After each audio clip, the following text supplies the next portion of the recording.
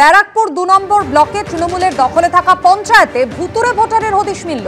অভিযোগ, খোদ তৃণমূল সদস্যের বাড়িতে আছে এমন ভুতুড়ে ভোটার। এই বিষয় নিয়ে আরো বিস্তারিত জানতে কথা বলে নেব। আমাদের সঙ্গে টেলিফোন লাইনে রয়েছেন প্রতিনিধি সমীরণ পাল। সমীরণ, ঠিক কি ঘটনা ঘটেছে ব্যারাকপুর বিলকান্দা ২ নম্বর গ্রাম পঞ্চায়েতের বুথে?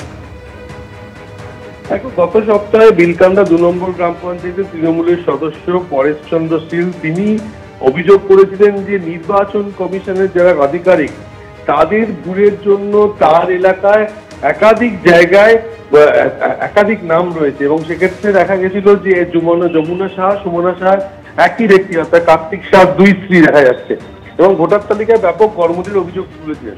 কিন্তু গতকাল বিজেপির পক্ষ থেকে যেটা অভিযোগ করা হয়েছে যে ২২৭ নম্বর বুথে অর্থাৎ যে পঞ্চায়েত সদস্য পরেশ চন্দ্র শীল তার যে পুত্রবধূ তার নাম শতাব্দী শীল এবং শতাব্দী বিশ্বাস শীল, একই বুথে তার দুবার নাম রয়েছে, দুটো আলাদা এপিক নাম্বার।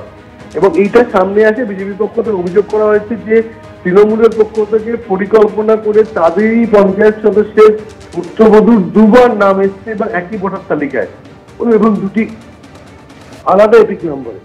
এবং এই বিষয়ে সামনে আসার পর অস্বস্তিতে পড়েন তৃণমূলের পঞ্চায়েত সদস্য এবং আমাদের ক্যামেরা দেখিয়ে মাইক্রোফোন ধাক্কা মারেন মাইক্রোফোনে এবং তারপরে তিনি বিষয়টি এড়িয়ে যান। তৃণমূলের পক্ষ থেকে বলা হয়েছে যে কিছু কিছু জায়গায় ভুল ত্রুটি আছে, সব সংশোধন করে দেওয়া হবে। বিজেপির পক্ষ থেকে স্পষ্ট বলা হয়েছে যে ভোট লুটের পরিকল্পনা তৃণমূলের, সেই কারণে পঞ্চায়েত সদস্যের পুত্রবধূর নামই দুবার করে একই তালিকায় রয়েছে। ধন্যবাদ সমীরণ। দেখো, 9:30 কিছু পরেই কিন্তু দমদম বিমানবন্দরে এসে পৌঁছন রাজ্যের মুখ্য সচিব মনোজ পন্ত এবং তিনি সেখান থেকে কিন্তু দিল্লি রওনা দিয়েছেন এবং তিনি দিল্লি বিমানবন্দর থেকে কিন্তু সরাসরি নির্বাচন সদনে যেতে পারেন এমনটাই কিন্তু আমরা প্রাথমিকভাবে জানতে পারছি। এবং যেটা জানানো যাচ্ছে যে গত 8ই আগস্ট নির্বাচন কমিশনের সাথে আধিকারিককে তাদের বিরুদ্ধে সাসপেন্ড করে তাদের বিরুদ্ধে আইনানুগ ব্যবস্থা নেওয়ার কথা বলা হয়েছিল।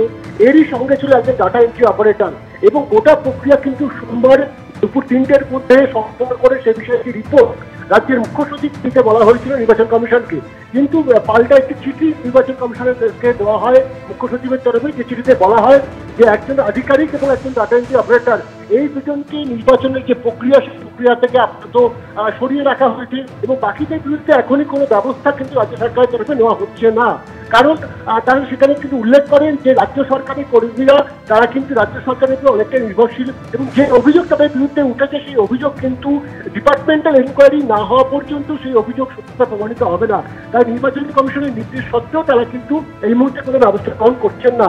ফলত এই যে চিঠি, সেই চিঠি নির্বাচন কমিশন হাতে পেতেই নির্বাচন কমিশনের কাছে কোথাও মনে হয়েছে যে রাজ্য সরকারের মুখ্য সচিব তিনি কিন্তু নির্বাচন কমিশনের দেওয়া যে নির্দেশ সেই নির্দেশ কিন্তু সরাসরি উপেক্ষা করছেন বা সেটাকে খুব একটা গুরুত্ব দিচ্ছেন না।